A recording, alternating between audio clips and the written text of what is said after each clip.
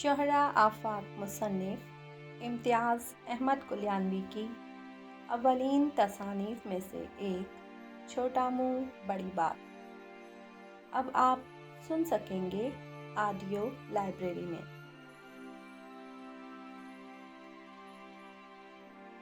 Part 14 मिनाल। मिनाल मेरे पड़ोस में रहा करती थी, लेकिन इसका ज़्यादातर वक्त मेरे घर में ही गुज़रता था, क्योंकि वो मेरी अम्मी की बहुत चहीती थी। मेरा मिनाल का साथ बहुत पुराना था। जब मेरे वालिद साहब ट्रांसफ़र होकर लाहौर आए, इस वक्त मेरी उम्र 5 साल थी और मिनाल की 3 साल। हम दोनों ने बचपन इकट्ठा ही गुजारा था, इसलिए लड़ाई झगड़ा तो मामूली बात थी। जो हमारी उम्र बढ़ती जा रही थी, हमारे झगड़ों में भी शिद्दत आ रही थी। हम एक दूसरे को तंग करने का कोई मौका हाथ से जाने नहीं देते थे। घर वाले हमें समझा कर थक गए थे कि अब तुम लोग बड़े हो गए हो, ऐसी बातें तुम्हें ज़ेब नहीं देती। लेकिन हम कहाँ किसी की बात सुनने वाले थे।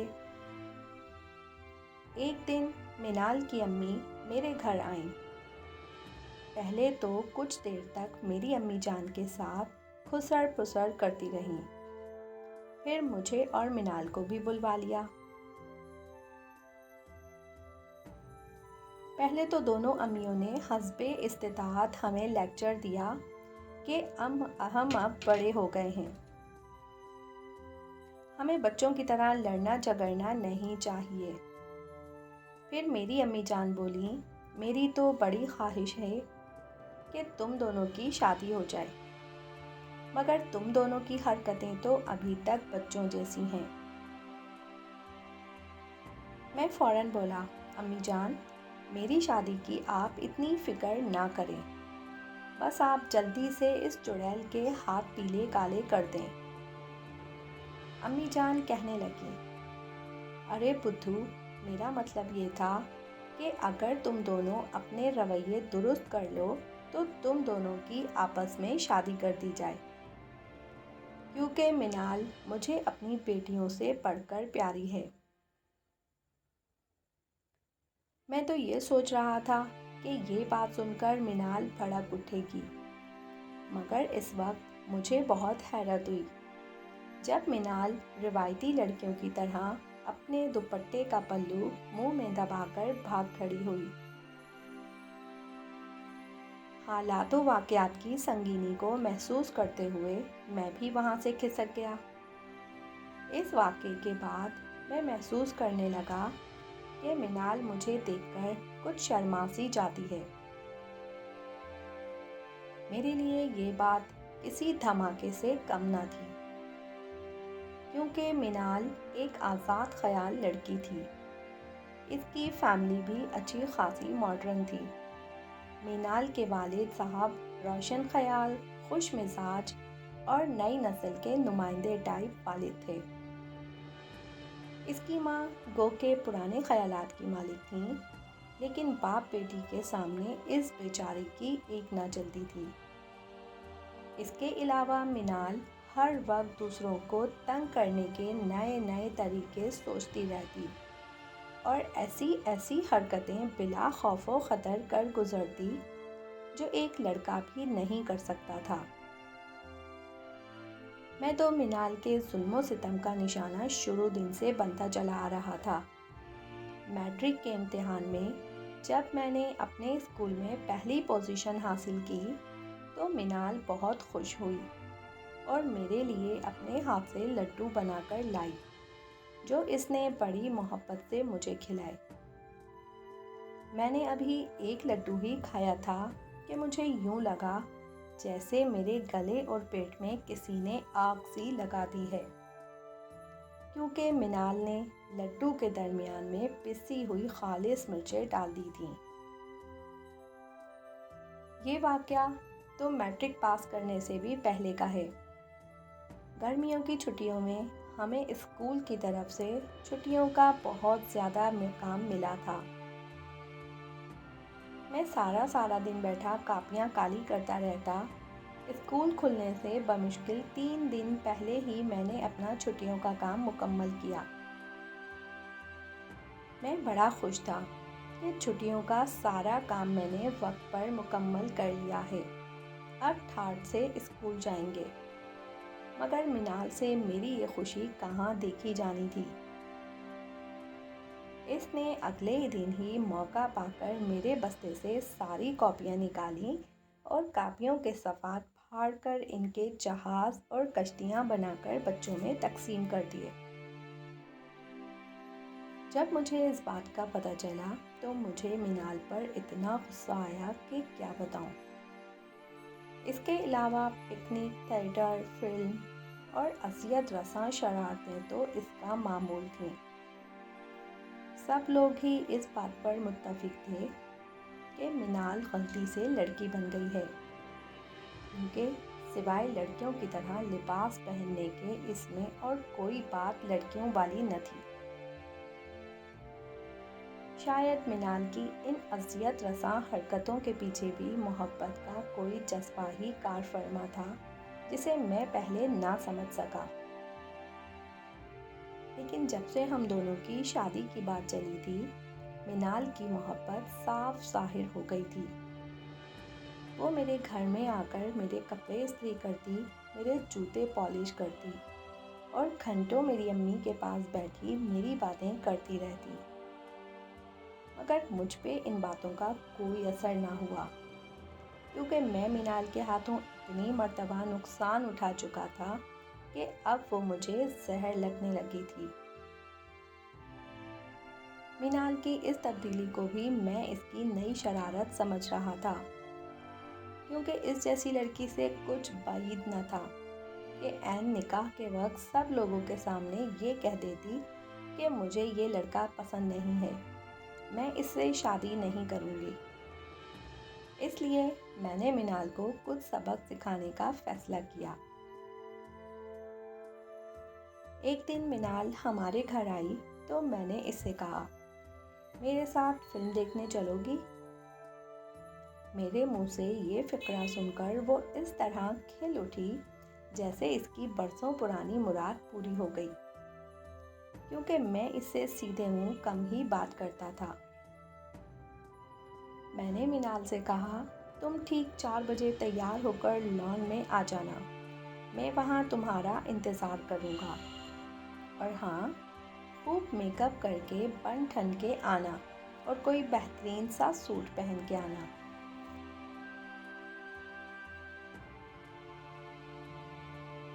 شام کو میں اپنے لان میں پودوں کو پانی دے رہا تھا کہ وہ آ پہنچی۔ اس کی سج دھج دیکھنے سے تعلق رکھتی تھی۔ صاف ظاہر ہو رہا تھا کہ منال نے تیار ہونے میں 4-5 گھنٹے ضرور لگائے ہیں۔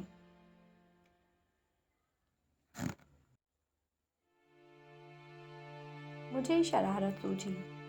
میں جس پائپ سے پودوں کو پانی دے رہا تھا، اس کا رخ منال کی طرف کر دیا۔ چند لمحوں میں ہی منال کا برا حال ہو گیا۔ اس کے کپڑے بھیگ گئے، جو لیپا پوتی اس نے منہ پر کی تھی وہ ساری بہہ کر گردن پر جم گئی۔ اسے اس حال میں دیکھ کر میرے منہ سے ہنسی کا فوارہ چھوٹ پڑا۔ مجھے ہنستا دیکھ کر نہ تو وہ ناراض ہوئی اور نہ ہی مجھ سے جھگڑا کیا، بلکہ میرے قریب آ کر درد بھری آواز میں بولی، اپنے کپڑے خراب ہونے کے دکھ کے بجائے مجھے اس بات کی خوشی ہے کہ چلو تمہارے ہونٹوں پر مسکراہٹ تو آئی۔ چند دنوں بعد امی جان نے ایک مرتبہ پھر میری شادی کا ذکر چھیڑ دیا۔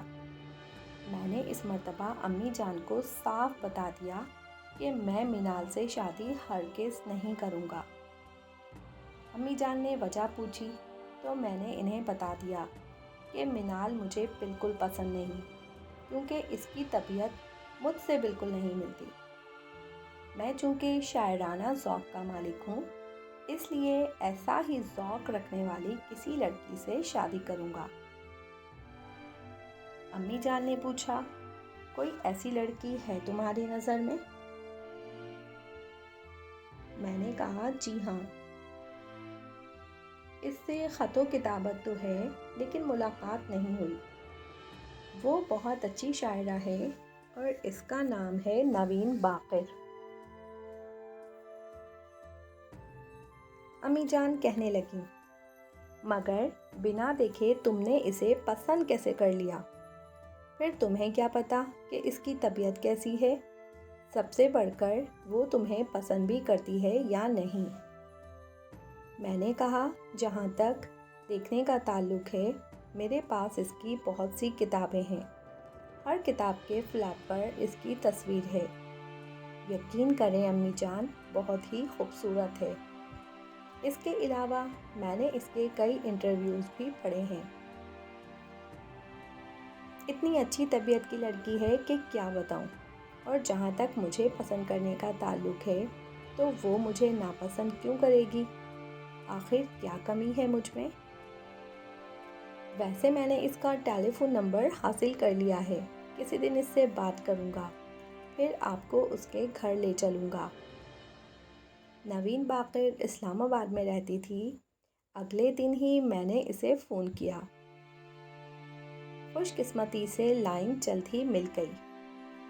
मैंने नवीन बाक़िर को बताया कि मैं लाहौर से बोल रहा हूँ, आपका बहुत बड़ा फ़ैन हूँ। मैं और मेरी अम्मी आपसे मिलना चाहते हैं। आप कोई वक्त बता दें, हम लोग इस्लामाबाद आ जाएंगे। इसके अलावा मैंने नवीन बाक़िर को अपने मुतालिक सब कुछ बता दिया और साथ ये भी बता दिया कि मैं आपसे शादी करना चाहता हूँ। मेरी बात सुनकर नवीन बहुत हंसी। फिर मुझसे पूछने लगी, तुम मेरे बारे में क्या जानते हो जो मुझसे शादी करना चाहते हो? मैंने कहा, जितना जानता हूँ काफ़ी है। बस आप मुझे ये बताएं कि मैं आपके घर कब आऊँ? नवीन बाक़िर बोली, मोस्ट वेलकम। आप किसी वक्त भी मेरे घर आ सकते हैं। आजकल मैं ज़्यादातर घर पर ही रहती हूँ। नवीन बाक़िर ने टेलीफ़ोन पर ही मुझे अपने घर का पता समझा दिया और मैंने 3 दिन बाद आने का वादा भी कर लिया। बाद में मैंने अम्मी जान को सारी बात बता दी और इनसे कहा कि तैयारी कर लें, 3 दिन बाद लड़की देखने इस्लामाबाद जाना है। अम्मी जान ने एक मर्तबा फिर मुझे समझाने की कोशिश करते हुए कहा, बेटा अभी भी वक्त है, मेरी बात मान लो और मिनाल से शादी कर लो। न सिर्फ ये कि लड़की देखी भाली है, बल्कि वो तुम्हें पसंद भी करती है। मगर इस वक्त तो मेरे दिमाग पर नवीन बाक़िर और इसकी शायरी का भूत सवार था। इसलिए मैंने अम्मी जान की बात मानने से साफ इनकार कर दिया। अम्मी जान परेशानी के आलम में कहने लगी, मैं किस मुंह से मिनाल की वालदा से ये बात करूँगी? अजब इत्तेफाक ये हुआ कि अगले दिन ही मिनाल की अम्मी हमारे घर आईं और मेरी वालदा से कहने लगी, मेरा भाई अपने बेटे के लिए मिनाल का रिश्ता मांग रहा है। अगर तुम मिनाल को अपनी बेटी बना लो तो ठीक, वरना मैं मिनाल का रिश्ता अपने भाई के बेटे से तय कर देती हूँ। बहन, तुम्हें तो पता ही है कि अच्छे रिश्ते नसीब से ही मिलते हैं। अम्मी जान ने मौका गनीमत जाना और मिनाल की अम्मी को साफ साफ बता दिया कि मेरे बेटे को कोई और लड़की पसंद है, इसलिए वो मिनाल से शादी करने के लिए राज़ी नहीं है। मेरी तो बड़ी ख्वाहिश थी कि मैं मिनाल को अपनी बहू बनाती, क्योंकि वो मुझे अपनी औलाद से ज़्यादा अजीज़ है। मगर क्या करूं, मेरे बेटे ने इस शायरा में पता नहीं क्या देख लिया है कि उससे शादी करने पर बसित है। इसलिए बेहतर यही है कि आप अपने भाई के बेटे से मिनाल का रिश्ता तय कर दें। منال کی امی کو شاید اس جواب کی توقع نہ تھی، اس لیے انہوں نے حیرانگی سے امی جان کی طرف دیکھا اور خاموشی سے اٹھ کر چلی گئیں۔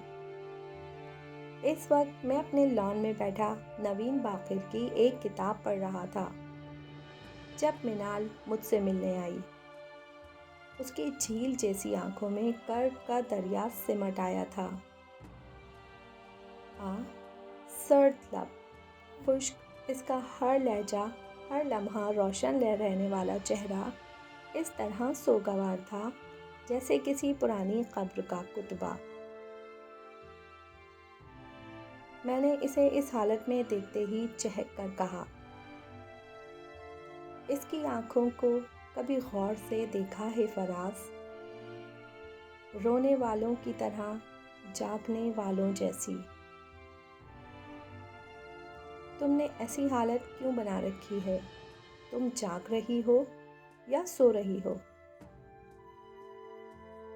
منال نے ایک ٹھنڈی آہ بھری اور خلاؤں میں گھرتے ہوئے دھیرے سے بولی، میں جاگ رہی تھی، اور جاگتی آنکھوں میں نے ایک خواب دیکھا کہ میری زندگی کا سب سے بڑا اور سب سے حسین خواب ریزہ ریزہ ہو کر بکھر چکا ہے۔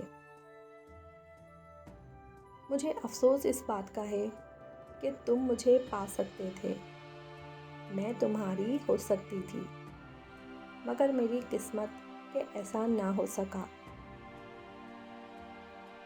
اگر میری قسمت میرے ہاتھ میں ہوتی تو الجھی ہوئی لکیروں کے بیچ تمہارا نام لکھتی، فقط تمہارا، اور پھر زندگی بھر کے لیے مٹھی بند کر لیتی۔ مگر افسوس کہ میرے اختیار میں نہ میری قسمت ہے اور نہ میرا دل۔ میرا دل جو محبت میں بھی توحید کا قائل ہے، جو تم سے پیار ہی نہیں بلکہ تمہاری پرستش کرتا ہے، جس کے تم محبوب ہی نہیں معبود بھی ہو۔ خیر، اب میرے لیے تمہاری یاد بھی کسی عبادت سے کم نہیں۔ اگر وصال کی خوشبو اور قربت کی چاندنی سرمایہ حیات ہے تو زندگی کے ساحل پر کشتی فراق بھی اپنا ایک رنگ رکھتی ہے۔ اور یہ بھی ضروری تو نہیں کہ انسان جو چاہے اسے مل جائے۔ میں نے حیرانگی سے منال کی طرف دیکھا کہ یہ شوخ و چنچل، ہر دم ہنسنے ہنسانے والی زندگی سے بھرپور لڑکی آج کیسی باتیں کر رہی ہے۔ میں نے منال سے کہا، تمہیں اگر مجھ سے محبت تھی تو تم نے مجھے بتایا کیوں نہیں؟ تمہاری حرکتوں اور شرارتوں سے تو یہ صاف ظاہر ہوتا تھا کہ تم مجھے سخت ناپسند کرتی ہو۔ منال نے دکھ بھری نظروں سے میری طرف دیکھا، پھر سر جھکا کر بولی، خوشبو ہوا کے پروں پر سفر کرتی ہے اور محبت غیر مرئی لہروں پر کے دوش پر۔ پیار ایک ایسی خوشبو ہے جسے اپنی موجودگی کا احساس قسم کھا کے ثابت نہیں کرنا پڑتا، بلکہ اس کی مہک خود اپنے وجود کا پتہ دیتی ہے۔ یہ میری کم نصیبی ہے کہ میرے پیار کی مہک تم تک نہ پہنچ سکی۔ بس تم مجھے صرف اتنا بتا دو کہ کیا کمی تھی مجھ میں جو تم نے مجھے ٹھکرا دیا۔ میں نے جواب دیا، منال، تم بہت پیاری لڑکی ہو۔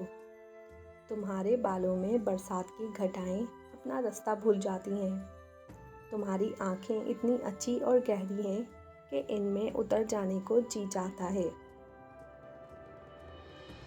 تمہاری پلکیں ایسی گھنیری ہیں کہ انہیں دیکھ کر نیند آ جاتی ہے۔ تمہارا گول مٹول سا چہرہ اتنا معصوم ہے کہ دیکھنے والوں کو رستہ بھلا دے۔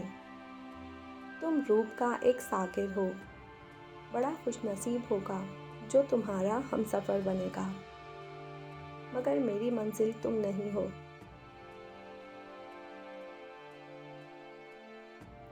میری باتیں سن کر منال کی اداسی اور گہری ہو گئی۔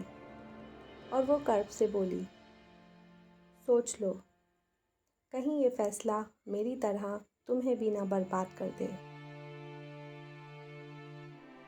میں نے جواب دیا، میں جو فیصلہ کرتا ہوں اس پر ڈٹ جاتا ہوں، بعد میں خواہ مجھے نقصان ہو یا فائدہ، یہی میری زندگی کا اصول ہے، اور تمہیں پتہ ہے کہ میں اپنے اصول کسی قیمت پر نہیں توڑتا۔ یہ بات سنتے ہی منال کی آنکھوں سے آنسو رواں ہو گئے، اور وہ مجھ سے ان آنسوؤں کو چھپانے کے لیے منال بھاگ کر اپنے گھر چلی گئی۔ شام کو میں منال کے گھر گیا۔ جب میں اس کے کمرے میں پہنچا، اس وقت منال اپنے کمرے میں موجود نہیں تھی۔ میں نے گھر کے تمام افراد سے اس کے متعلق پوچھا، لیکن کسی کو بھی پتہ نہیں تھا کہ وہ کہاں چلی گئی۔ مجبوراً میں اس کے کمرے میں بیٹھ کر اس کا انتظار کرنے لگا۔ جہاں میں بیٹھا وہاں قریب ہی میز پر ایک خوبصورت سی ڈائری کھلی پڑی تھی، جس کے درمیانی صفحے پر آج کی تاریخ میں یہ غزل لکھی ہوئی تھی: کمال ضبط کو خود بھی تو آزماؤں گی، میں اپنے ہاتھ سے اس کی دلہن سجاؤں گی، سپرد کر کے اسے چاندنی کے ہاتھوں میں اپنے گھر کے اندھیروں میں لوٹ آؤں گی، بدن کے کرب کو وہ بھی سمجھ نہ پائے گا، میں دل میں روؤں گی، آنکھوں میں مسکراؤں گی، وہ کیا گیا کہ رفاقت کے سارے لطف گئے، میں کس سے روٹھ سکوں گی، کسے مناؤں گی، اب اس کا فن تو کسی اور سے ہوا منسوب، میں کس کی نظم اکیلے میں گنگناؤں گی۔ یہ غزل پڑھ کر میں تڑپ اٹھا۔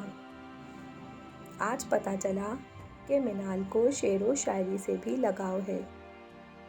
مجھے اس لڑکی کی بالکل سمجھ نہیں آ رہی تھی کہ یہ کیسی لڑکی ہے، جس کا دل پیاز کے چھلکوں کی طرح ہر تہہ کے نیچے ایک اور تہہ رکھتا ہے۔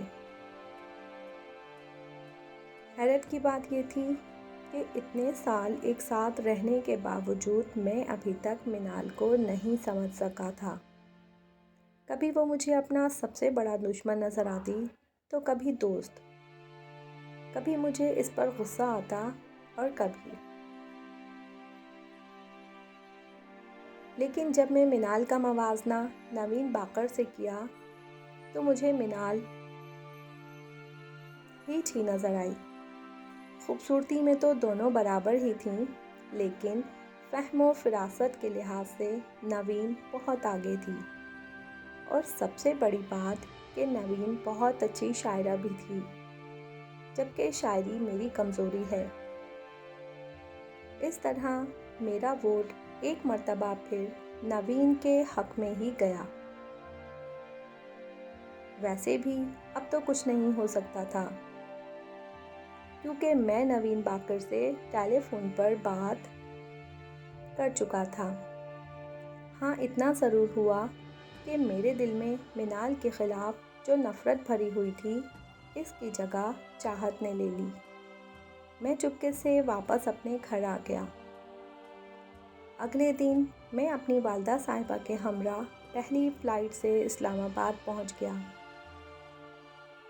نوین باقر کا گھر ڈھونڈنے میں ہمیں زیادہ دشواری نہیں ہوئی۔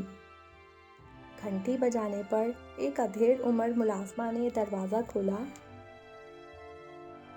پوچھنے پر پتہ چلا کہ نوین باقر صاحبہ گھر پر ہی ہیں۔ ملازمہ نے ہمیں ڈرائنگ روم میں بٹھایا۔ ہمیں بیٹھے تھوڑی دیر ہی گزری ہوگی کہ میری والدہ کی عمر کی ایک عورت کمرے میں داخل ہوئی۔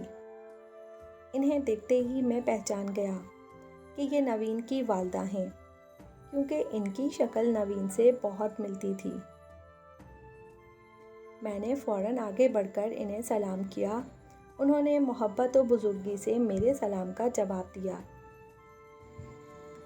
تعارف اور رسمی باتوں کے بعد امی جان بولیں، ہم دراصل آپ کی بیٹی کا رشتہ مانگنے کے لیے آئے ہیں۔ میرے بیٹے کو آپ کی بیٹی بہت پسند ہے۔ وہ محترمہ بڑی مشکل سے اپنی ہنسی ضبط کرتے ہوئے بولی، میری تو کوئی بیٹی نہیں ہے، میرے تو صرف 2 بیٹے ہیں، ایک میڈیکل کے دوسرے سال میں ہے اور دوسرا 10ویں جماعت میں پڑھتا ہے۔ میں نے پوچھا، کیا یہ نوین باقر صاحبہ کا گھر نہیں ہے؟ وہ بولیں، جی ہاں، یہ نوین باقر کا ہی گھر ہے۔ میں نے پوچھا، نوین باقر آپ کی کیا لگتی ہیں؟ یہ بات سننا تھی کہ اس خاتون سے ہنسی ضبط کرنا مشکل ہو گیا۔ پہلے تو وہ کھلکھلا کے ہنسی، پھر بولیں، نوین باقر میں ہی ہوں۔ یہ سنتے ہی ہم دونوں کے منہ حیرت سے کھلے کے کھلے رہ گئے۔ بمشکل میں اتنا کہہ سکا، مگر کتاب پر آپ کا فوٹو۔ نوین باقر مسکرا کر بولی، میرا وہ فوٹو تو 22 سال پرانا ہے، اور چونکہ میں نے انٹرویوز میں بھی اپنی عمر کبھی نہیں بتائی، اس لیے تم دھوکہ کھا گئے۔ مگر بیٹے، تمہیں اتنا تو سوچنا چاہیے تھا کہ جس شاعرہ کی درجن بھر کتابیں شائع ہو چکی ہیں، وہ 16-17 سال کی لڑکی کس طرح ہو سکتی ہے؟ میں نے کہا، یہی تو وہ بات تھی جس نے مجھے آپ کا سب سے زیادہ گرویدہ بنایا۔ اسی لیے تو میں آپ سے شادی کرنے پر بضد تھا۔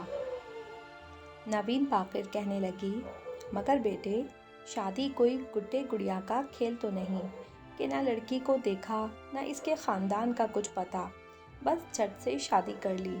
شادی 2 انسانوں کے نہیں بلکہ 2 خاندانوں کے ملاپ کا نام ہے۔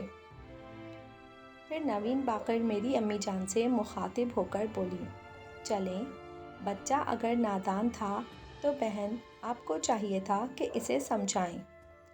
بچوں سے تو اس طرح کی نادانیاں ہوتی ہی رہتی ہیں۔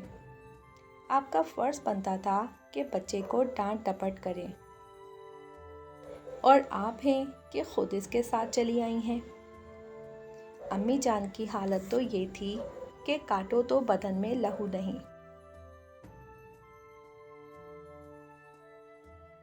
ہم لوگ تو اسی وقت واپس آنے والے تھے، مگر نوین باقر نے بڑی محبت سے ہمیں روک لیا اور کہا کہ آپ لوگ کھانا کھائے بغیر واپس نہیں جائیں گے۔ امی جان نے نوین باقر کو منال کے متعلق سب کچھ بتا دیا۔ نوین باقر نے مجھے کان سے پکڑ کر کہا، یہ شاعری باعری کا چکر چھوڑو اور چپ چاپ منال سے شادی کر لو۔ جب ہم لوگ واپس لاہور آ رہے تھے، اس وقت میں صرف اور صرف منال کے متعلق سوچ رہا تھا۔ حیرت کی بات یہ تھی کہ اب مجھے اس میں خوبیاں ہی خوبیاں نظر آ رہی تھیں۔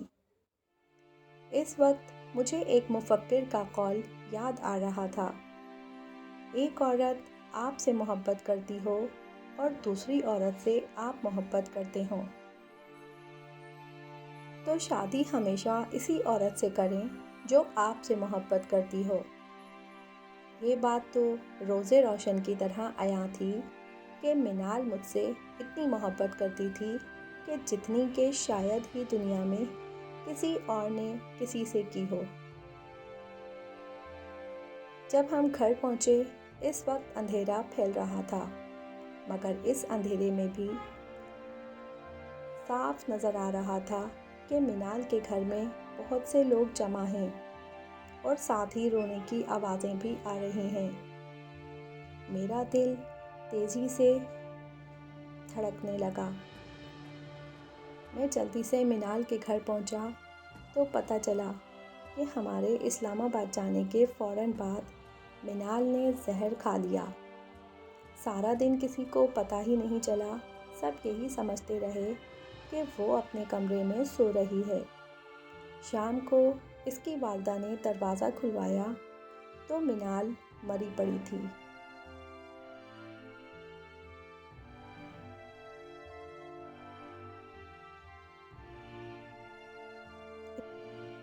اتنا سننا تھا کہ مجھے یوں لگا جیسے کسی نے میرے سر پر پہاڑ گرا دیا ہے۔ مجھے کچھ ہوش نہ رہا۔ وہ 28 دسمبر کی ایک سرد رات تھی جب منال ہمیشہ کے لیے مجھے چھوڑ گئی۔ آج کئی سال گزر جانے کے باوجود ہر سال دسمبر کی سرد راتوں میں وہ مجھے بہت یاد آتی ہے۔ کہیں بکھری ہیں کتابیں، کہیں میلے کپڑے۔ گھر کی حالت ہی عجب ہم نے بنا رکھی ہے۔ اپنے وحشت زدہ کمرے کی الماری میں تیری تصویر عقیدت سے سجا رکھی ہے۔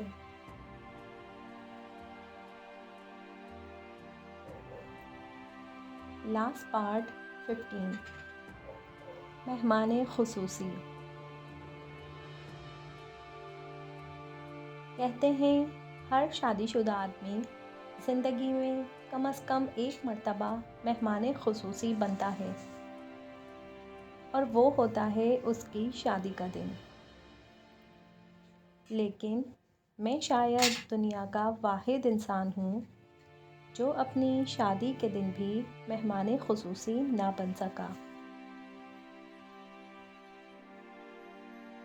اسے آپ قسمت کی ستم ظریفی کہہ لیں یا میری بد نصیبی کہ میری شادی اتنی عجلت میں ہوئی کہ مجھے خود بھی پتہ نہ چلا، اور میں شادی شدہ بن گیا۔ اس دن ہمارے قریبی رشتہ داروں میں سے ایک لڑکے کی شادی ہمارے قریبی رشتہ داروں میں ایک لڑکی سے ہو رہی تھی۔ چونکہ لڑکی والوں نے مجھے رشتہ دینے سے انکار کر دیا تھا، اس لیے ہمارے گھر سے کوئی بھی اس شادی میں شریک نہ ہوا۔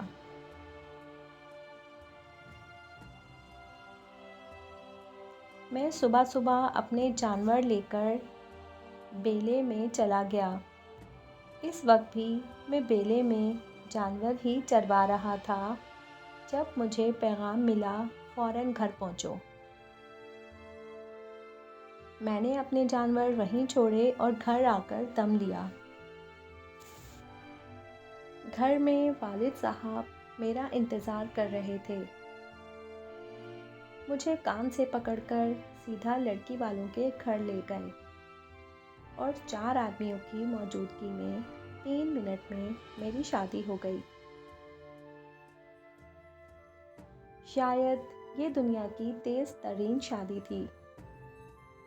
دولہا بنتے وقت بھی میرے جسم پر وہی کپڑے تھے جو میں جانور چرواتے وقت پہنے ہوئے تھا۔ میں نہ گھوڑی چڑھا تھا، نہ صحرا باندھا تھا، اور نہ ہی میری شادی کی کوئی رسم ادا کی گئی تھی۔ بس چپ چاپ میں شادی شدہ بن گیا۔ وہ سب کچھ یاد آتا ہے تو دل آج بھی خون کے آنسو روتا ہے۔ ہوا کچھ یوں تھا کہ ہمارے قریبی رشتہ داروں میں جس لڑکے اور لڑکی کی شادی ہو رہی تھی، کسی بات پر ان کے والدین میں عین نکاح کے وقت جھگڑا ہو گیا۔ لڑکے والوں نے طعنہ دیا کہ ہم اس لڑکی کو بیاہ کر نہ لے گئے تو ساری عمر کنواری بیٹھی رہتی۔ اب بھی اگر ہم یہ رشتہ توڑ دیں تو تمہاری لڑکی سے کوئی شادی نہ کرے گا۔ لڑکی کا باپ یہ سن کر آپے سے باہر ہو گیا اور لڑکی والوں سے کہنے لگا، اب اگر تم لوگ میرے سامنے یا میرے گھر کے سامنے ناک رگڑو تو بھی میں اپنی بیٹی کا رشتہ نہیں دوں گا، اور تم دیکھنا آج کے دن کا سورج غروب ہونے سے پہلے پہلے میں اپنے بیٹے کی شادی کسی اور لڑکے سے کر کے دکھاؤں گا۔ اس کے بعد لڑکی والے ہمارے گھر آئے اور میرے والد صاحب سے بات کر کے میری شادی طے کر دی۔ اس طرح میں ایک تانے کی بھینٹ چڑھ گیا۔ مجھے اپنی شادی شدہ ہونے سے زیادہ اس بات کا دکھ تھا کہ شادی کے دن بھی میں مہمان خصوصی نہ بن سکا۔ پھر میں جب بھی کسی کو دولہا بنتے دیکھتا اور لوگ اس کو سلامی دیتے اور اس کے ساتھ VIP سلوک کرتے تو میرے سینے پر سانپ لوٹنے لگتے۔ میری بیوی بہت اچھی تھی، چونکہ اسے میری اہمیت اور حیثیت کا پتہ تھا، اس لیے وہ میرے سامنے آنکھ تک نہ اٹھاتی تھی، اور یہ بات کہ کبھی کبھی غصے میں ہاتھ اٹھا جاتی تھی، لیکن یہ کوئی ایسی بات نہ تھی جس کی وجہ سے پریشان ہوا جائے، کیونکہ ایسا تو تقریباً ہر گھر میں ہی ہوتا ہے۔ اپنی ازدواجی زندگی سے میں اتنا ہی مطمئن و مسرور تھا جتنا کہ اہل دوزخ نار کے عذاب سے۔ میری زندگی خوشگوار پربہار زندگی میں کسی بھی چیز کی کمی نہ تھی۔ بے عزتی، غربت، بے چارگی، دکھ، ذلت، پریشانی اور بیماری، ہر چیز وافر مقدار میں موجود تھی۔ اگر کمی تھی تو صرف ایک چیز کی، اور یہی کمی مجھے ہر پل ہر لمحہ صورت سیماب رکھتی تھی، اور وہ کمی یہ تھی کہ میں مہمان خصوصی نہ بن سکا، حتیٰ کہ عین اپنے شادی والے دن بھی۔ مزید دکھ کی بات یہ تھی کہ مستقبل قریب میں میرے مہمان خصوصی بننے کے کوئی چانسز بھی نظر نہیں آ رہے تھے۔ ایک مرتبہ میں نے سوچا بھی کہ چلو دوسری شادی کرتے ہیں، اس طرح کم از کم مہمان خصوصی بننے کا سپنا تو پورا ہو جائے گا۔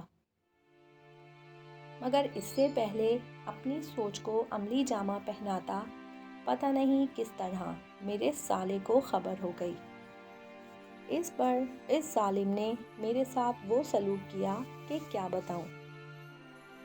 اس کے ارادوں سے صاف ظاہر ہو رہا تھا کہ اگر میں نے دوبارہ شادی کے متعلق سوچا بھی تو وہ اپنی بہن کو بیوہ اور اپنے ہونے والے بھانجوں کو یتیم بنانے میں بالکل دیر نہیں کرے گا۔ اس ظالم کا چنگیزی سلوک یاد آتا ہے تو آج بھی میری سوچ تک کانپ اٹھتی ہے۔ اس خوشگوار حادثے کے بعد دوسری شادی کا خیال تو میرے دل سے نکل گیا، لیکن مہمان خصوصی بننے کی خواہش باوجود کوشش کے دل سے نہ مٹ سکی۔ بس میں کسی طرح سے اپنی خواہش کی تکمیل چاہتا تھا، لیکن مجھے کوئی رستہ نظر نہیں آ رہا تھا کہ میں اپنی اس خواہش کی تکمیل کر سکوں۔ پھر تو یہ حالت ہو گئی کہ میں ہر وقت اس سوچ میں غلطاں گم سم بیٹھا رہتا۔ میں رات بھر جاگ کر اور سارا دن سو کے مہمان خصوصی بننے کی ترکیبیں سوچتا، لیکن کوئی بھی دھانسو قسم کا آئیڈیا میرے دماغ میں نہ آتا۔ میرے ایک دوست PK ٹن، اس کا اصل نام تو پرویز خان تھا، لیکن یار لوگوں نے اسے ٹن کا لقب دے رکھا تھا کیونکہ وہ ہر وقت نشے میں دھت یعنی ٹن رہتا تھا۔ اس طرح اس کا پورا نام PK ٹن مشہور ہو گیا۔ اس سے میری یہ حالت دیکھی نہ گئی۔ وہ مجھ سے پوچھنے لگا، آخر ایسا کون سا غم ہے جو تمہیں نہ دن کو سونے دیتا ہے اور نہ رات کو چین لینے دیتا ہے؟ تم مجھے بتاؤ، میں تمہاری کوئی مدد کر سکوں۔ میں نے بیزارگی سے کہا، تم میری مدد کیا کرو گے؟ تم تو خود ہر وقت PK ٹن رہتے ہو۔ میری بات کا برا مانے بغیر PK ٹن بولا، پھر بھی یار تم بتاؤ تو صحیح، اور تم نے شیر اور چوہے والی کہانی تو سنی ہی ہے کہ ایک چوہا کس طرح شیر کے کام آتا ہے، برا یا بھلا۔ تو میں پھر بھی انسان ہوں، ہر طرح سے تمہارے کام آ سکتا ہوں۔ غور کرنے پر مجھے محسوس ہوا کہ پیکٹ ان کی باتوں سے خلوص ٹپ ٹپ ٹپک رہا ہے۔ چنانچہ میں اسے اپنا حال سنانے پر مجبور ہو گیا۔ میں نے اپنی پرسوز آواز کو مزید پرسوز بناتے ہوئے پیکٹ ان کو بتایا کہ لوگ جب ہوش سنبھالتے ہیں تو ACDC یا منسٹر بننے کے خواب دیکھتے ہیں، اور جو اپنے آپ کو اس قابل نہیں سمجھتے وہ جاپان یا امریکہ جا کر ڈھیروں ڈھیر دولت کمانے کے خواب دیکھتے ہیں۔ مگر میں نے بچپن سے ایک ہی خواب آنکھوں میں سجایا تھا کہ میں کبھی کسی جگہ پر مہمان خصوصی بنوں۔ میری باتیں سن کر پیکٹن نے کچھ کہنے کے لیے منہ کھولا، مگر اس سے پہلے کہ اس کے منہ سے کوئی لفظ نکلتا میں نے اس کے منہ پر ہاتھ رکھ دیا اور اپنی بات جاری رکھی، چونکہ مجھے پتا تھا کہ مجھ جیسا آدمی کسی جلسے یا کسی تقریب کا مہمان خصوصی تو بن نہیں سکتا۔ ہاں، جب میری شادی ہوگی اس دن میں ضرور مہمان خصوصی بنوں گا۔ اس دن ہر محفل میں موضوع گفتگو میری ہی ذات ہوگی، سب میرے گرد جمع ہوں گے، الغرض ہر طرف میرا ہی چرچا ہوگا۔ مگر جس طرح سے میری شادی ہوئی وہ تو پتہ ہی ہے، میرے تو سارے ارمان خاک میں مل گئے۔ میں نے پیکٹن کے منہ پر سے ہاتھ اٹھاتے ہوئے کہا، اب بولو۔ میری باتوں کو غور کرنے کے بعد پیکٹن بولا، بھائی تم اتنی سی بات کے لیے پریشان ہو کہ تم مہمان خصوصی نہ بن سکے، اور اب تم یہ چاہتے ہو کہ کسی بھی طرح سے تم مہمان خصوصی بن جاؤ، ہر طرف تمہارا ہی چرچا ہو، سب لوگ تمہاری تعریفیں کریں، ہر کوئی تمہارے گرد جمع ہو اور تمہاری ذات ہی سب کے لیے مرکز نگاہ ہو۔ یہ سب کچھ تو بہت آسانی سے ہو سکتا ہے۔ میں نے جلدی سے پوچھا، وہ کس طرح؟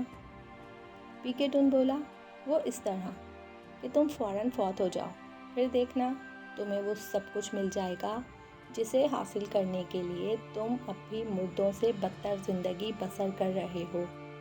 دیکھنا جب تمہاری میت پڑی ہوگی تو ہر کوئی تمہارے گرد جمع ہوگا۔ اس دن ہر محفل میں تمہاری ہی ذات موضوع گفتگو ہوگی۔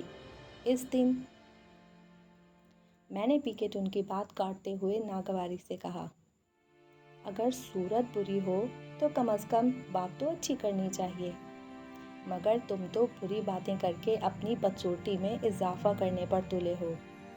پاگل انسان، جب میں مر ہی جاؤں گا پھر یہ مہمان خصوصی بننا میرے کس کام کا؟ مرنے کے بعد ہر محفل میں میرا ذکر ہو کہ نہ ہو، مجھے اس سے کیا؟ میں تو یہ چاہتا ہوں کہ سب کچھ میرے سامنے ہو اور میں اپنی آنکھوں سے دیکھوں۔ میری خواہش ہے کہ لوگوں کی چرا کر آنکھیں اپنی آمد کا تماشا سرے محفل دیکھوں۔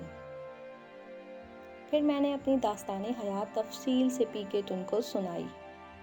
میری رام کہانی کو تفصیل اور توجہ سے سن کر پیکٹن بولا، موجودہ صورتحال یہ ہے کہ تم شادی شدہ ہو چکے ہو، نہ تم میں دوسری شادی کرنے کی ہمت ہے اور نہ ہی مرنے کی۔ اس صورت میں تمہارا مہمان خصوصی بننا مشکل ضرور ہے مگر ناممکن نہیں۔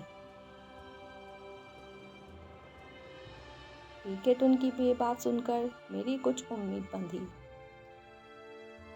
میں نے بےتابی سے کہا، پلیز اس مشکل کو آسان کرو، اور اگر ناممکن ہے تو اسے ممکن بناؤ، آپ کسی بھی طرح سے۔ پیکٹن نے جب دیکھا کہ میں اس کی منت کر رہا ہوں تو وہ نخرے دکھانے لگا اور اپنی یتیم چہرے کو سنجیدہ بنانے کی ناکام کوشش کرتے ہوئے بولا، مجھے کچھ سوچنے دو۔ پھر کسی خارش زدہ جانور کی طرح وہ اپنا جسم کھجانے لگا۔ یہ پی کے تن کے سوچنے کا مخصوص انداز تھا۔ تھوڑی دیر کے بعد پی کے ٹن نے اس طرح سے نعرہ لگایا جس طرح مزاروں پر بیٹھے ہوئے ملنگ بھنگ پی کر نعرہ لگاتے ہیں۔ پھر یوں ہنسا جیسے گدھا مستی میں آ کر سر لگاتا ہے۔ بڑی مشکل سے میں نے اسے ان خرافات سے باہر نکالا۔ جب پی کے ٹن کچھ ہوش میں آیا تو میں نے اس سے پوچھا، یہ اچانک بیٹھے بٹھائے تم پر حیوانیت کیسے غالب آ گئی؟ میری بات کا نوٹس لیے بغیر پی کے ٹن بولا، تمہارے مسئلے کا حل تو میں نے سوچ لیا ہے، اس پر اچھی خاصی رقم خرچ ہوگی۔ میں نے کہا، تم رقم کی فکر نہ کرو، 2-3 بھینسیں بیچ دوں گا، پھر پیسے ہی پیسے۔ تم صرف یہ بتاؤ کہ مجھے کرنا کیا ہوگا کہ میں اپنی زندگی میں ہی مہمان خصوصی بن جاؤں۔ پی کے ٹن ہنس کر بولا، سب سے پہلے اس 3 پیس سوٹ، پرانی دھوتی، پھٹی ہوئی میلی سی بنیان اور انتہائی پرانی جگہ جگہ پیون لگی بغیر آستین کی قمیض کی جگہ کوئی ڈھنگ کی شلوار قمیض پہن لو اور ساتھ ہی رقم کا بندوبست کر کے مجھے دے دو تاکہ میں اس منصوبے پر عمل درآمد کر سکوں۔ میں نے کہا، وہ سب تو میں کر لوں گا، مگر مجھے ذرا تفصیل سے بتاؤ کہ تمہارا منصوبہ کیا ہے۔ پی کے ٹن مجھ سے پوچھنے لگا، آج تاریخ کیا ہے؟ میں نے چڑھ کر کہا، میں تجھ سے اپنے مہمان خصوصی بننے کے منصوبے کی تفصیل پوچھ رہا ہوں اور تو ہے کہ تاریخ کے پیچھے پڑا ہوا ہے۔ پی کے ٹن بولا، تیری تو مت ماری گئی ہے، ماری کیا گئی ہے، بلکہ تجھ میں تو شروع سے مت ہے ہی نہیں۔ اس کے علاوہ بھی اس نے بڑے شاندار الفاظ میں میری فہم و فراست کی تعریف کی۔ پھر بولا، یہ جولائی کا مہینہ ہے، غالباً آج جولائی کی 5، 6، 7، 8، 9، 10 یا 11 تاریخ ہے۔ مہینہ سوا مہینہ بعد 14 اگست ہے، تمہیں پتہ ہے؟ ہر سال 14 اگست کو اسکول میں جشن آزادی کے سلسلے میں ایک جلسہ منعقد ہوتا ہے جس کا مہمان خصوصی چیئرمین صاحب کو بنایا جاتا ہے۔ اس سال 14 اگست کو لاہور میں ایک بہت بڑا جلسہ ہو رہا ہے۔ چیئرمین صاحب سمیت تمام بڑے بڑے لوگ اس جلسے میں شرکت کرنے کے لیے لاہور جا رہے ہیں۔ کل اسکول کے ہیڈ ماسٹر سے میری ملاقات ہوئی تھی۔ وہ بیچارہ بڑا پریشان تھا کیونکہ ان حالات میں اسے ایک آدمی بھی ایسا نہیں مل رہا جس کو جلسے میں مہمان خصوصی بنایا جا سکے۔ اب میرا منصوبہ یہ ہے کہ میں ہیڈ ماسٹر سے ملوں اور اسے کچھ دے دلا کے اس بات پر راضی کر لوں کہ وہ تمہیں مہمان خصوصی بنائے۔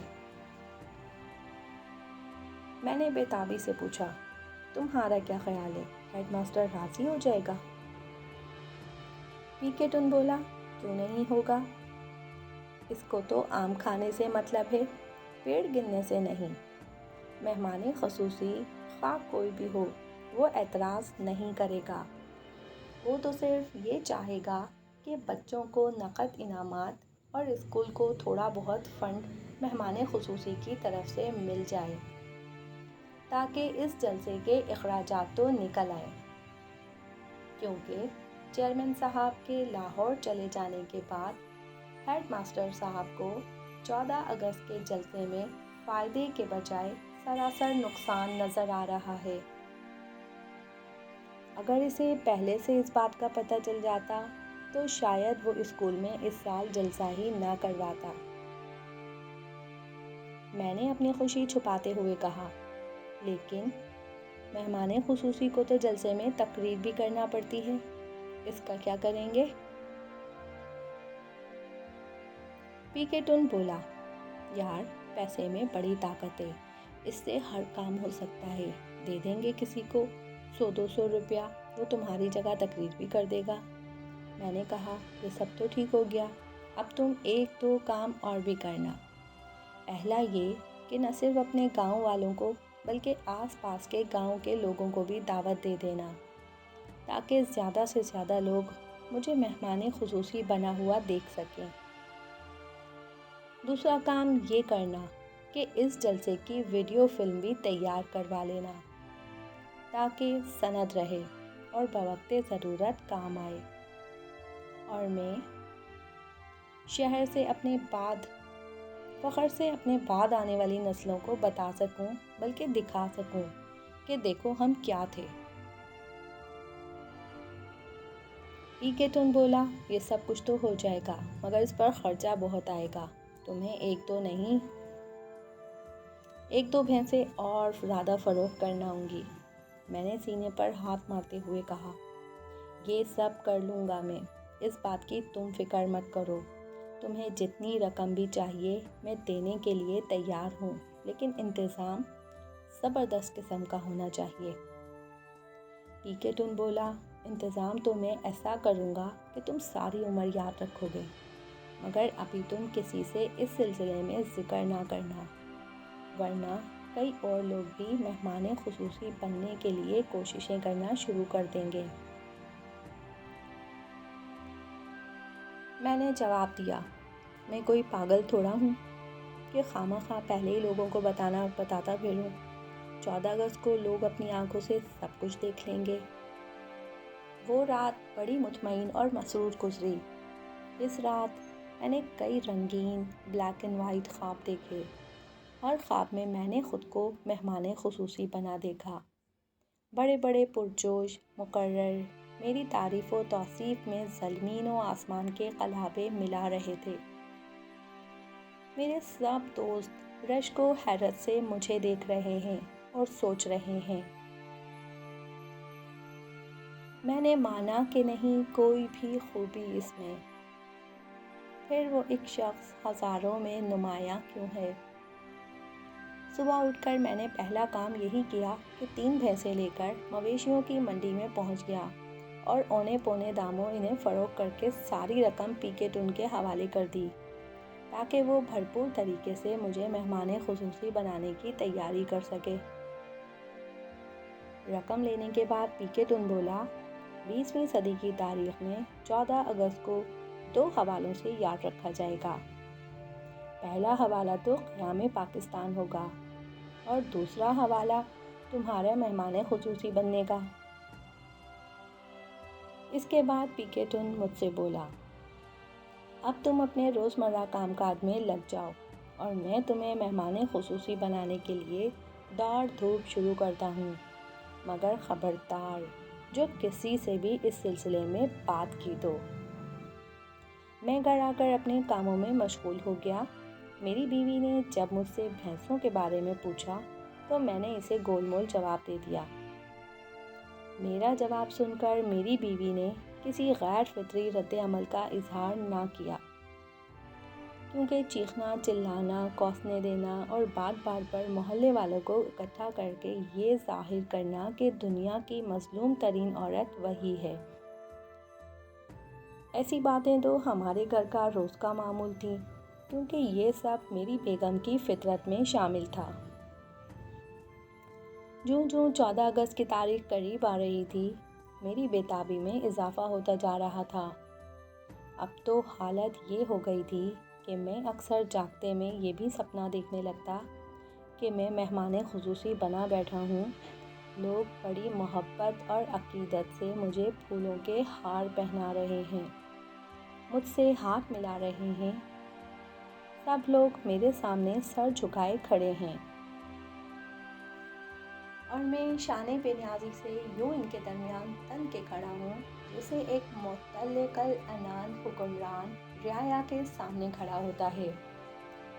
میرے سامنے دیوار پر کپڑے کا بڑا سا بینر لگا ہوا ہے جس پر مہمان خصوصی کے حوالے سے میرا نام لکھا ہوا ہے، اور ساتھ میری شان میں کچھ اس طرح کے کلمات لکھے ہوئے ہیں، جب تک یہ زمین رہے آسمان رہے، خوشیاں تجھے نصیب ہوں تو جہاں رہے، یوں ہی سجی رہے تیری پھولوں سے انجمن، جانے چمن بہار تیری بے خزاں رہے۔ پھر کافی دن تک میری ملاقات پی کے ٹن سے نہ ہو سکی۔ میں نے یہی سوچ کر اطمینان کر لیا کہ وہ بیچارہ جلسے کے انعقاد اور مجھے مہمان خصوصی بنانے کے سلسلے میں مصروف ہوگا، کیونکہ میں دیکھ رہا تھا کہ 14 اگست کے جلسے کے لیے بڑے جوش و خروش سے تیاری ہو رہی تھی۔ میں صبح جب اپنے جانور لے کر کھیتوں کی طرف جا رہا ہوتا تو میں دیکھتا کہ اسکول کے گراؤنڈ میں بچے 14 اگست کے جلسے کی تیاریاں کر رہے ہوتے۔ استاد بچوں کو بتاتے کہ کس طرح مہمان خصوصی کو سلامی دینا ہے، کس طرح اسے تعظیم دینی ہے۔ میں دل ہی دل میں اس لمحے کا تصور کر کے لطف اندوز ہوتا کہ جب میں مہمان خصوصی بنوں گا اور اسکول کے بچے مجھے سلامی دے رہے ہوں گے۔ پھر جب 14 اگست قریب آ گیا تو میں نے بھی اپنے آپ میں تبدیلیاں لانا شروع کر دیں۔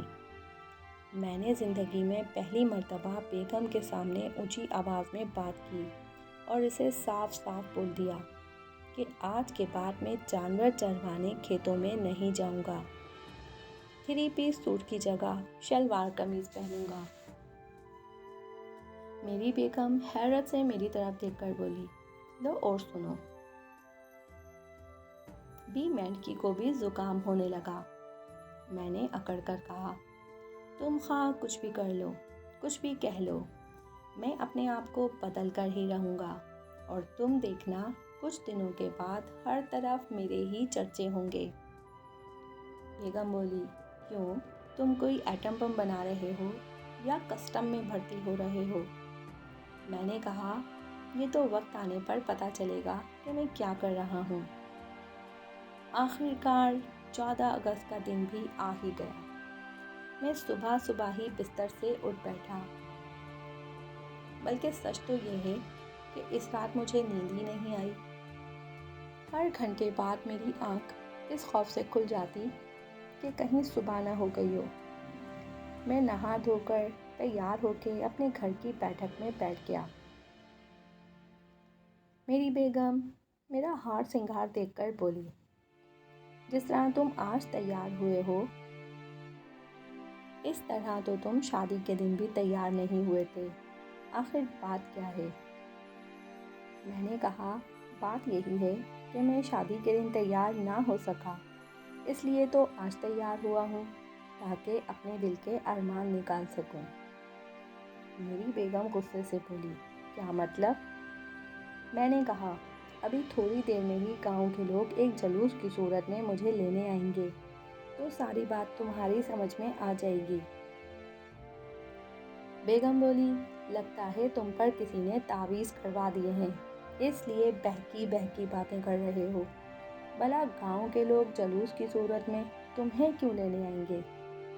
پھر اپنے دائیں ہاتھ کی شہادت کی انگلی اپنے دائیں رخسار پر رکھتے ہوئے اور انگوٹھا درمیانی انگلی سے ملا کر تھوڑی کے نیچے رکھتے ہوئے حیرت سے منہ کھول کر بولی، کہیں تم نے چوری یا کوئی اور واردات تو نہیں کر ڈالی جس کا لوگوں کو پتہ چل گیا ہے اور وہ جلوس کی صورت میں آئیں گے اور تمہیں پکڑ کر پولیس کے حوالے کر دیں گے؟ میں نے بگڑ کر کہا، تمہاری صورت کی طرح تمہارا دماغ اور تمہاری زبان بھی کالی ہے، کبھی تو اچھی بات منہ سے بول دیا کرو، اور اگر اچھی بات نہیں کر سکتی تو کم از کم خاموش رہا کرو۔ اس کے بعد میری بیگم میرے اور میرے اجداد کے بارے میں کچھ ناقابل اشاعت باتیں کہتی ہوئی چلی گئی۔ میں نے بھی اس کم عقل عورت کے بارے میں زیادہ سوچ کر اپنا قیمتی وقت برباد کرنا مناسب نہ سمجھا اور دوبارہ اس جلوس کا انتظار کرنے لگا جو مجھے بطور مہمان خصوصی پھولوں کے ہار وغیرہ پہنا کر جلسہ گاہ کی طرف لے جائے گا۔ میں سوچ رہا تھا، ہو سکتا ہے پی کے تن نے اسکول کے بچوں کو پھولوں کی پتیاں بھی لا کر دے دی ہوں کہ جب مہمان خصوصی اسکول کے احاطے میں آئیں، کیونکہ جلسہ تو اسکول میں ہی ہو رہا تھا، داخل ہوں تو ان پر گلاب کے پھولوں کی پتیاں نچھاور کی جائیں۔ میں دل ہی دل میں یہ سوچ کر اپنے آپ کو فضاؤں میں اڑتا ہوا محسوس کر رہا تھا۔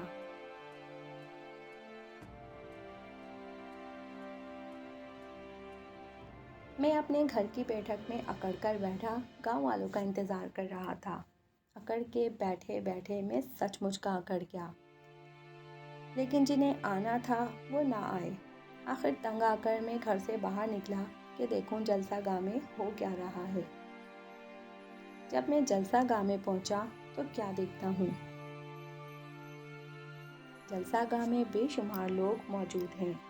ایک لڑکا 14 اگست جشن آزادی کے موضوع پر تقریر کر رہا ہے، مگر میری جب نظر ان صوفوں پر پڑی جو مہمان خصوصی کے بیٹھنے کے لیے مخصوص تھے تو میرے پاؤں تلے سے زمین نکل گئی، کیونکہ مہمان خصوصی کی جگہ پر چیئرمین صاحب تشریف فرما تھے۔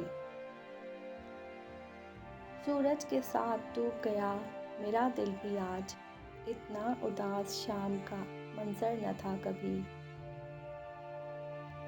یہ ساری صورتحال دیکھ کر میرا تو سر چکرانے لگا۔ کچھ سمجھ میں نہیں آ رہا تھا کہ یہ کیا ہو رہا ہے۔ مجھ سے وہ سارا منظر دیکھا ہی نہیں جا رہا تھا، اس لیے میں وہاں سے چلا آیا۔ اب مجھے پی کے ٹن کی تلاش تھی تاکہ میں اس سے پوچھوں کہ چیئرمین صاحب لاہور کیوں نہیں گئے اور میں مہمان خصوصی کیوں نہ بن سکا۔ لیکن تلاش بسیار کے بعد بھی پی کے ٹن مجھے نہ ملا۔ ہاں، اس کے بارے میں اتنا ضرور پتہ چلا کہ کافی دن پہلے وہ شہر چلا گیا تھا۔ ایک آدمی جو کہ پی کے ٹن سے شہر میں ملا، اس نے مجھے بتایا، کنگلا پی کے ٹن شہر میں بڑی عیاشی سے رہ رہا ہے، پتہ نہیں اس کے پاس اتنی دولت کہاں سے آ گئی۔ جب میں نے پوچھا کہ پی کے ٹن تمہارے پاس یہ رقم کہاں سے آئی تو وہ ہنس کے بولا، یار تھا ایک بدھو، اس نے مجھے رقم دے کر کہا مجھے مہمان خصوصی بنا دو۔ میں اس سے رقم لے کر سیدھا شہر آ گیا اور خود مہمان خصوصی بنا بیٹھا ہوں۔ تب ساری بات میری سمجھ میں آ گئی کہ پی کے ٹن نے مجھے الو بنا کر مجھ سے رقم ہتھیا کر شہر میں عیاشی کر رہا ہے۔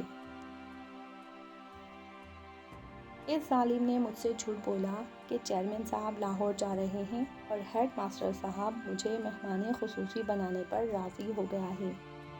اس لیے پی کے ٹن نے مجھے سختی سے منع کر دیا تھا کہ میں کسی سے بھی اس سلسلے میں بات نہ کروں، اور میں سادہ لوگ اس کی باتوں میں آ گیا۔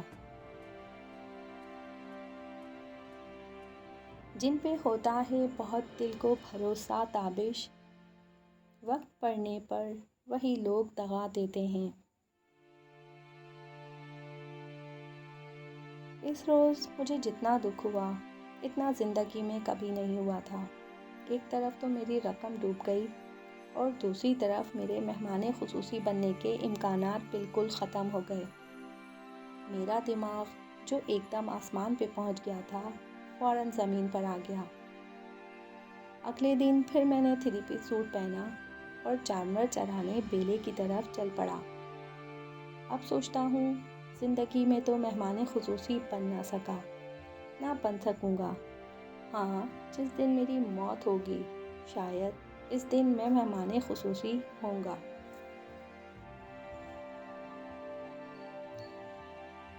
حسرتوں کی لاش پر ماتم کنا ہے زندگی، درد کی ایک چیخ ہے نغمہ کہاں ہے زندگی۔ ہر گھڑی حادثوں کا ایک نیا ہی سلسلہ، لڑکھڑاتی خواہشوں کا کارواں ہے زندگی۔